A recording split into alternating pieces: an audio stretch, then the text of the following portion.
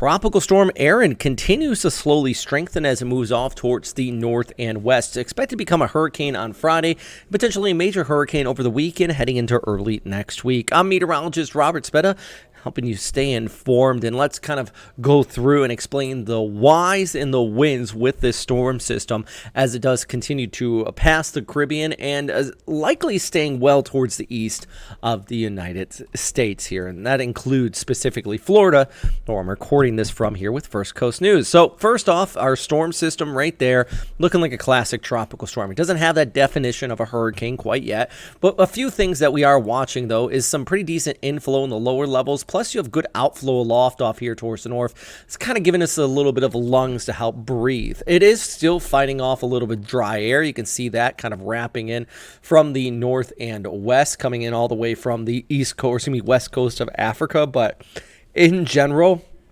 it is starting to move into an area that is going to allow for further intensification. Now, right here, it says Hurricane Hunters. We don't want to be out there flying at the moment, but I did see several flights go to San Juan there in Puerto Rico.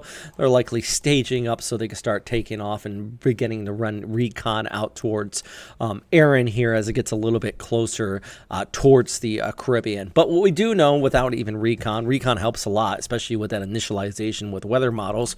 But we do know is sea surface temperatures are definitely warm out ahead of this, not only at the surface where this is running through, but also through the basically not just right at the first 10 meters, but through the whole entire water column just north of Puerto Rico. There, it's extra warm.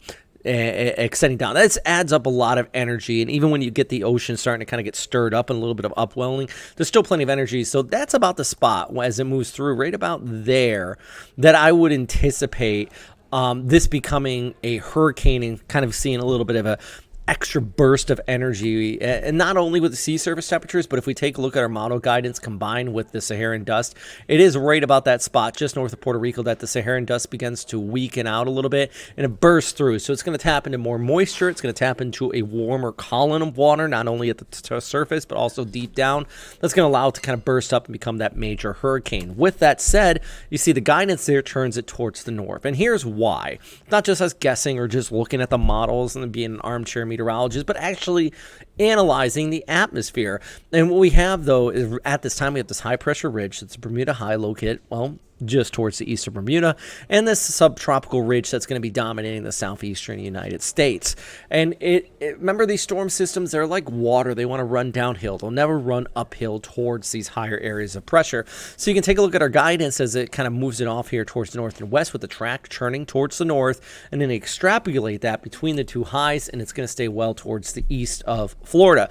With that said, if I was out here on the Outer Banks, I definitely still would watch it very closely. Good news, you're pretty confident you're going to be on the left side of the storm, the cleaner, less dirty side, but it is still going to be close enough where I think you're probably going to still see some outer rain bands from it.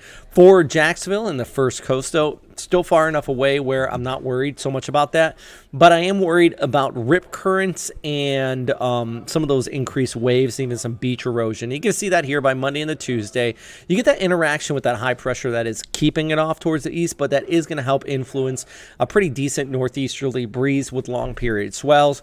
That is going to make for some rough littoral currents as well as rips for anybody heading out there to the beach. I would just stay out of the water, and shipping for that matter. I mean, look at our guidance here with the Wave Watch model. Look at that area in the pink. That's indicating 30 feet or higher for some of these waves. My goodness. And that's going to be definitely on the southern periphery of Bermuda. They're going to be looking at some big fat waves coming in from this as it starts to race off towards the north. But with that said, you know, on the left side of it, rip currents all up and down the east coast, as I mentioned. High tides too, especially in these areas in Florida, including the First Coast where it's been raining a lot lately. The rivers are already running a little bit high. So if you get that water backed up, it definitely could be problematic. So that's going to be the big thing we're looking at through that extended forecast with this storm system. And here's some of the main takeaways I want you to take away from this.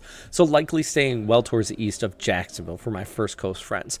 But rip current risk, as well as expect above average high tides Monday, Tuesday, and Wednesday.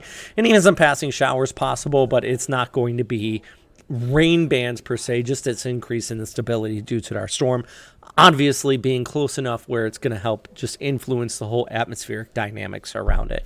So anyways, there's your latest update here on Tropical Storm Erin. If you want more information, check out firstcoastnews.com.